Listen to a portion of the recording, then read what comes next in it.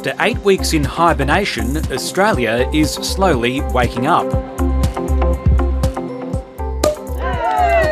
And for this group of friends in Melbourne, FaceTime now has a different meaning. Marielle Lowe and her family are taking the first baby steps out of the shutdown, putting on a socially distanced afternoon tea. I'll make sure my friends don't have any symptoms. We'll be maintaining a safe physical distance in our yard. So we need to feel upbeat about it at the moment. Otherwise, it can really get people down.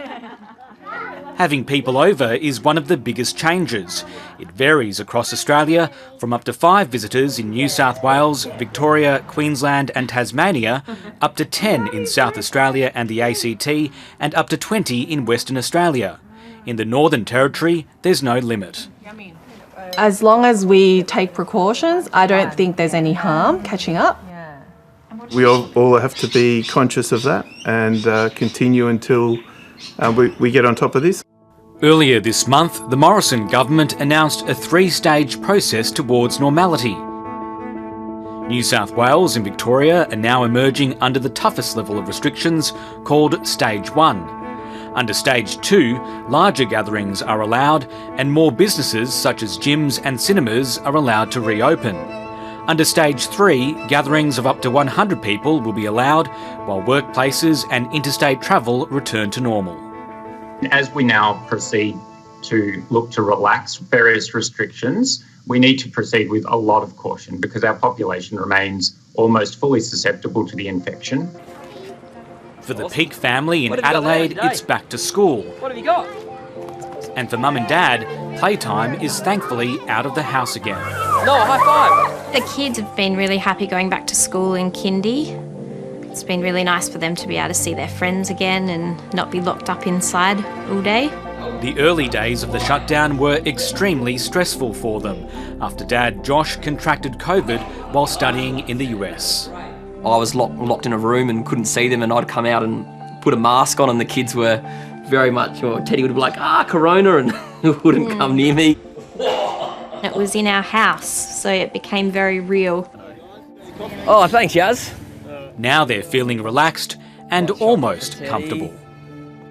I think probably just like everyone, we're worried about how long this is going to go for, the impact it's going to have on our economy and society more broadly, what that's going to mean for the future. And maybe you'll worry about if things go back to normal too quickly, what the consequences of that will be.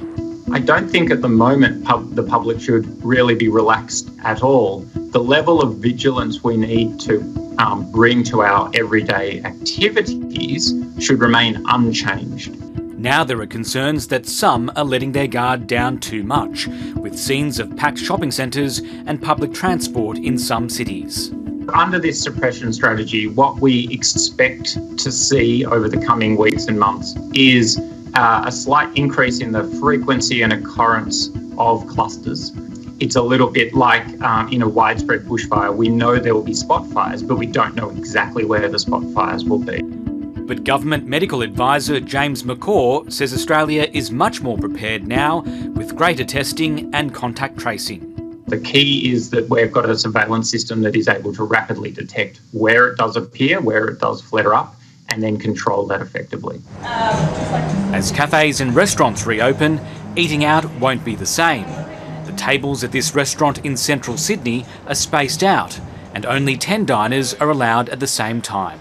The start of the shutdown was extremely hard. We were literally, our business fell off a cliff in the matter of a week or two. For us to come out of the other side of it, this quickly has been fantastic. It was very confusing at the start, and then it got less confusing in the middle, and now it's getting a little bit more confusing as we come out of it. So, the 4 square metre rule, what can and can't happen.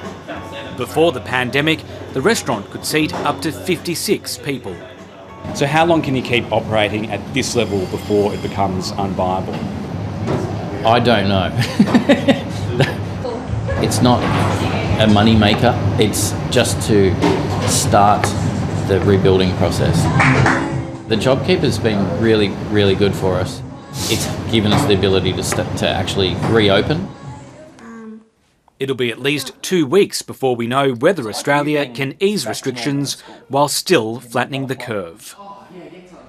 It would be a disaster for our community if we had a second wave, and I think we've got to do everything we can as a community to stop that from happening. Just because the numbers are quite low in Australia, I feel that we can't just take it for granted and relax, because the moment we do, then that's when we let our guard down. I think that's when, you know, it will spread quickly.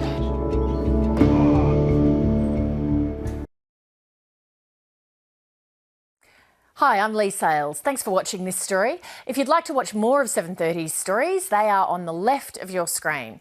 And tap on the button below to subscribe and get the latest from ABC News.